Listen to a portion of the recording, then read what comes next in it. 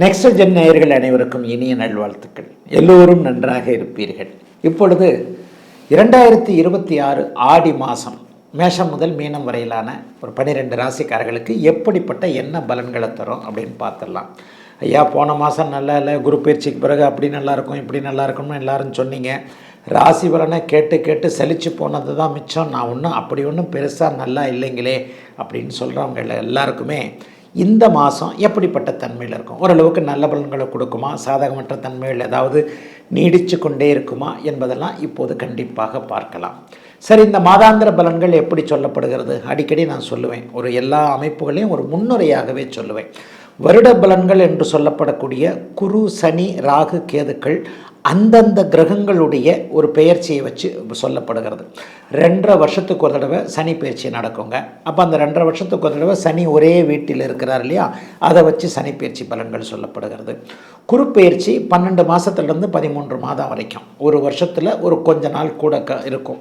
அப்போ அந்த 12 மாதங்கள்லேருந்து 13 மாதங்கள் வரைக்கும் அந்த குரு பயிற்சியை வச்சு அந்த குரு எங்கே இருக்கிறார் என்பதை வைத்து அந்த ராசிக்கு, உதாரணமாக கன்னிராசிக்காரருக்கு இப்போது லாபஸ்தானம்னு சொல்லப்படக்கூடிய 11ஆம் இடத்துல குரு பகவான் இருக்கிறார். உங்களுக்கு இந்த 11ஆம் இடத்துலேருந்து எங்கெங்கே இடத்தை பார்க்குறார் அப்படின்றத வச்சு அந்த குரு பயிற்சி பலன்களை சொல்லுகிறோம். ஒரு வருடத்திற்கு அந்த பலன்கள் மற்ற கிரகங்களையும் சேர்த்து, ஏன்னா பயிற்சி பலன்கள் அப்படிங்கிறது நவ கிரகங்கள்னு சொல்லப்படக்கூடிய 9 கிரகங்களையும் சேர்த்து வைத்து பலனாக சொல்வது தான். ஆயினும் அது உங்களுடைய பிறந்த ஜாதக தசாபுக்தி அமைப்புகளுக்குள் அடக்கம். இப்போ எப்போவுமே பாருங்கள், ராசி பலனை சொல்கிற மாதிரி எனக்கு ஃபுல்லாக நடந்துடுறது இல்லைன்னு ஒருத்தர் சொல்லுவார், எனக்கு கரெக்டாக நடக்குதுன்னு ஒருத்தர் சொல்லுவார். எப்போவுமே இந்த மாத பலன்கள், வார பலன்கள், ராசி பலன்கள் எல்லாமே இப்படித்தான் இருக்கும். இந்த ராசி பலன்களையும் தாண்டி உங்களுடைய பொதுவான ஜாதகம் அப்படின்னு ஒன்று இருக்குது. அந்த பொதுவான உங்களுடைய உண்மை யூனிக் அப்படின்னு சொல்லுவோம், உங்களுக்கே உரித்தான ஜாதகம். இது பொதுவான ராசி பலன்கள். உங்களுக்கே உரித்தான ஒரு ஜாதகத்தில் உங்களுக்கு என்ன தசாபுக்தி அமைப்புகள் நடக்கிறது என்பதை மேட்ச் பண்ணியும் இங்கே பார்க்கலாம். இப்போ நான் குரு பயிற்சியை சொன்னேன், சனி பயிற்சியை சொன்னேன், ராகுகேது பயிற்சி 1.5 வருஷத்துக்கு ஒரு தடவை நடக்கும். அந்த 1.5 வருஷம் அந்த இடத்துல இருக்கிறதுனால உண்டான பாதிப்புகள் இல்லாத சாதக பாதகங்களை வச்சு அந்த பயிற்சி சொல்லப்படுகிறது. மாத பயிற்சி அப்படிங்கிறது சூரியனுடைய இயக்கங்க. ஒவ்வொரு மாதமும் சூரியன் எந்த இடத்துல இருக்கிறார்ன்றதை வச்சு தான் இந்த மாத பயிற்சி. அதுவும் தமிழ் மாத பயிற்சி அப்படித்தாங்க. ஆடி மாதம் முழுக்க சூரியன் கடக வீட்டில் இருப்பார். ஆடி மாதம் முழுக்க சூரியன் கடக வீட்டில் இருப்பார். அந்த 30 நாளும் இப்போ நான் பேச போகிற ஆடி மாத பலன்கள் கடகத்தோடு சூரியன் சுபத்துவமாக இருக்கக்கூடிய தன்மை மிகப்பெரிய யோகம். இதில் என்ன ஒரு பலன் இருக்கும் அப்படின்னு சொன்னால், உங்கள் பிறந்த ஜாதக அமைப்பின்படி சூரிய தசை நடந்து கொண்டிருப்பவர்கள், சூரிய புக்தி நடந்து கொண்டிருப்பவர்கள், இவர்கள் எல்லாருக்குமே இந்த ஒரு மாதம் டாப்பாக இருக்குங்க. ஏன்னா சூரியன் குருவை அஸ்தங்கப்படுத்தி சுபத்தன்மையோடு இருக்கின்ற காரணத்தினால் சூரிய அந்தரம் நடந்து கொண்டிருப்பவர்களுக்கு கூட இப்படித்தான் இந்த பிறந்த ஜாதக பலன்களை அப்படியே மேட்ச் பண்ணி பார்க்கணும். கடகத்தில் இருக்கிறார் சூரியன், ஏற்கனவே இருக்கக்கூடிய உச்சகுருவோடு இணைய போகிறார். உச்சகுருவை அஸ்தங்கப்படுத்தி தான் சுபத்துவம் ஆக போகின்ற இந்த அமைப்பு யார் யாருக்கெல்லாம் சூரிய தசை நடக்கிறதோ, சூரிய புக்தி நடக்கிறதோ, அவர்கள் சூரிய அந்தரம் நடக்கிறதோ, அவர்கள் எல்லாருக்குமே இந்த ஆடி மாதம் பெரிய அளவில் நன்மைகளை கொடுக்குங்க. சரி, இந்த மாதத்தில் ஏதாவது பெரிய அளவில் பெயர்ச்சிகள் இருக்கா அப்படின்னு பார்த்தீங்கன்னா, ஆமாங்க. அதாவது ஆடி மாதத்தின் நடுப்பகுதியில் 16, 17ஆம் தேதிகளைப் போல இப்போது இருக்கக்கூடிய சிம்மத்தில் இருக்கக்கூடிய சுக்கிரன் நீச்சத்தை அடைகிறார். ஆடி மாத நடுப்பகுதி ஆகஸ்ட் மாதம் 1ஆம் தேதியாக இருக்கும். ஆகஸ்ட் மாதம் 1ஆம் தேதிக்கு பிறகு அப்படியே ஒரு நீச்சம் என்கின்ற ஒரு அமைப்பை அடைகிறார். அதை போலவே 2ஆம் தேதி பார்த்திங்கன்னா செவ்வாய் இப்போது இருக்கக்கூடிய அந்த ரிஷப வீட்டிலிருந்து மிதுன வீட்டிற்கு மாறுகிறார். புதனும் கூட ஆடி மாதம் 3ஆவது வாரத்தில் அப்படியே சூரியனோடும் குருவோடும் சேரக்கூடிய அமைப்புகள் இருக்குங்க. இதுதான் மாதாந்திர முக்கிய பலன்கள். ஆக இதை வைத்துத்தான் உங்களுக்கு எந்தெந்த நிலைமைகளில் இந்த பலன்கள் எப்படி நடக்கும் அப்படிங்கிறது சொல்லப்படுகிறது. இந்த பலன்களுடைய அமைப்பு உங்களுடைய பிறந்த ஜாதக தசாபுக்தி அமைப்புகளுக்கு உட்பட்டது என்பதால் பெரும்பாலும் இப்போ நான் சொன்ன மாதிரி சூரியனை யோகராக கொண்டவர்கள், சூரியனை யோகராக கொண்ட லக்னத்தில் பிறந்திருப்பவர்கள், சூரியன் சார்ந்த ஒரு துறை அமைப்புகளில் இருக்கக்கூடியவர்கள், சூரியனுடைய அமைப்புகளில் இருக்கக்கூடிய, இப்போ நான் அந்த அந்தர வாரையா சொல்ல இல்லையா, இது எல்லாத்துலேயும் பிறந்தவங்களுக்கு இந்த ஆடி மாதம் நல்லா இருக்குங்க.